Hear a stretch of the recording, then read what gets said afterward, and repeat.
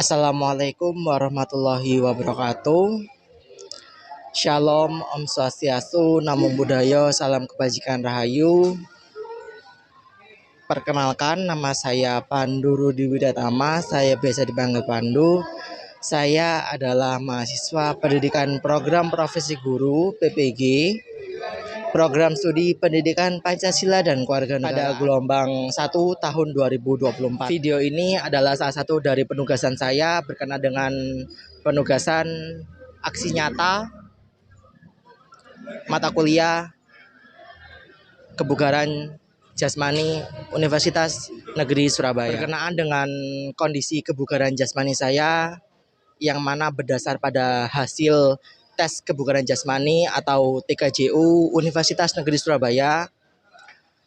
Sebelum dilakukan tes kebugaran jasmani atau TKJU, denyut nadi saya sebanyak 120. Kemudian saya diberikan perlakuan berupa tes kebugaran jasmani untuk melihat daya tahan, kelincahan, kecepatan, kemudian keseimbangan, serta beberapa komponen dari kebugaran jasmani. Dengan melakukan tes kebugaran jasmani, salah satunya adalah duduk, naik, berdiri, turun, duduk. Salah satu tujuan dari tes tersebut adalah untuk mengetahui sejauh mana kondisi dari tubuh saya ketika diberikan perlakuan tersebut, untuk melihat ataupun mengukur mulai dari kekuatan, daya tahan, keseimbangan, kelincahan, serta untuk membiasakan tubuh agar tidak mudah jatuh. Kemudian setelah dilakukan tes duduk, naik, berdiri, turun, duduk, saya pun diarahkan oleh pembimbing atau bidang ahli dari Fakultas Ilmu Olahraga Universitas Negeri Surabaya untuk mengecek denyut nadi saya dan menghasilkan angka sebesar 160.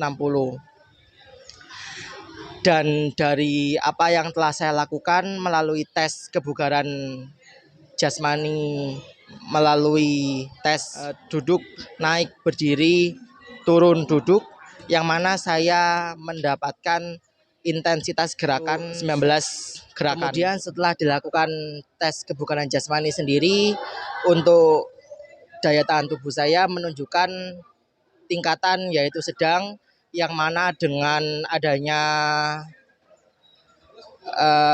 tubuh yang mulai lelah, kemudian jantung berdebar, keringat yang keluar cukup banyak, serta kelelahan yang berlebih. Sesuai dengan kebugaran jasmani yang telah dilakukan melalui tes tersebut, maka dapat dikatakan bahwa saya cenderung mengalami kendala dalam bergerak secara cepat, dibuktikan dari kelelahan yang berlebih. Hal itu juga dipengaruhi dari faktor tubuh saya yang cukup besar dan dapat dikatakan obesitas. Apa yang harus Anda lakukan untuk mencapai kebugaran jasmani yang baik? Menurut saya yang perlu saya lakukan untuk memperoleh kebugaran jasmani yang baik, yang pertama adalah dengan menjaga tubuh melalui olahraga secara rutin, yang mana dengan adanya olahraga sendiri dapat membantu menyeimbangkan antara diri secara fisik, kemudian secara mental maupun secara emosional. Kemudian juga yang kedua, untuk mendapatkan kebugaran jasmani yang baik yang bisa dilakukan adalah dengan melakukan istirahat yang cukup, yang mana dengan istirahat yang cukup sendiri kita pun nantinya menjadi tidak mudah lelah dan mendapatkan energi yang sesuai dengan porsi tubuh kita. Kemudian yang ketiga, untuk memperoleh kebugaran jasmani sendiri, adalah menjaga nutrisi tubuh dengan makan ataupun dengan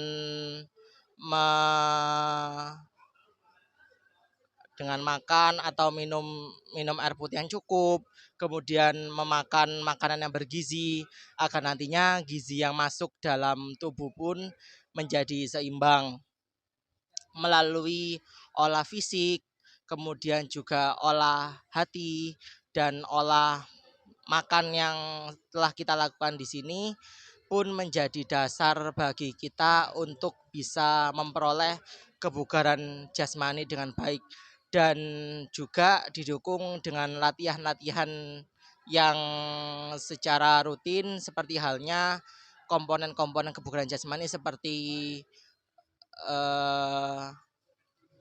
melakukan lompat tali, habis itu lari ataupun jogging, kemudian juga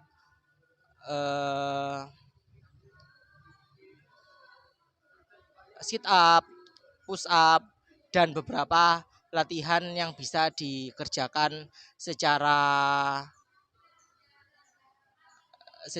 individu maupun kelompok. Bagaimana pentingnya kebugaran jasmani dan kesehatan bagi seorang pendidik? Baik, terima kasih untuk pertanyaannya Mas Enko. Menurut saya, menurut kita semua, pentingnya kebugaran jasmani bagi seorang tenaga pendidik sendiri adalah sesuatu hal yang pastinya memang esensial ya. Karena kenapa? Ketika kita memiliki tubuh yang sehat pun pastinya jiwa kita kuat. Seperti salah satu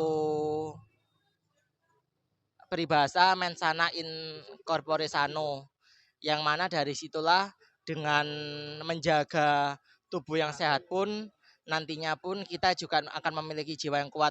Apalagi kita sebagai seorang guru ya, yang mana kita sebagai seorang guru adalah untuk bisa memberikan pendidikan yang baik, kemudian yang seru dan menyenangkan.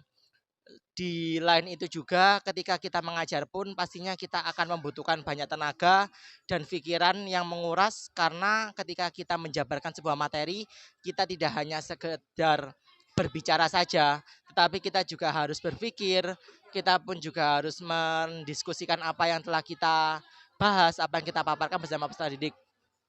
Belum lagi ketika kita menemukan para peserta didik yang pastinya memiliki banyak sekali karakteristik, mulai dari yang suka berbicara, kemudian juga suka yang bergerak, yang apalagi misalnya juga ada yang suka ramai. Dari situlah seringkali tenaga kita sering terforsir, sehingga di sini perlunya jiwa yang kuat dan mental baja, yang mana guru juga mengajarkan materi itu secara bersemangat pula dan juga menyenangkan, agar nantinya peserta didik yang memperoleh materi dari kita pun akan juga ikut senang dan minat akan apa yang telah kita ajarkan. Ketika guru memberikan kesenangan dan senyuman yang nyaman bagi peserta didik, maka peserta didik itu pula akan merasa nyaman dan menjadi lebih dekat dengan kita.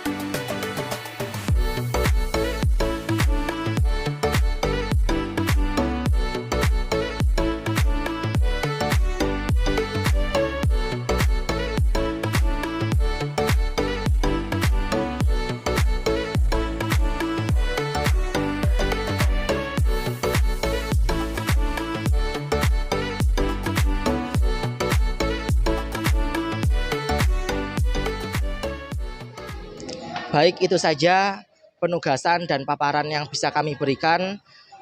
Sekian dan terima kasih. Mohon maaf kurang lebihnya. Wassalamualaikum warahmatullahi wabarakatuh.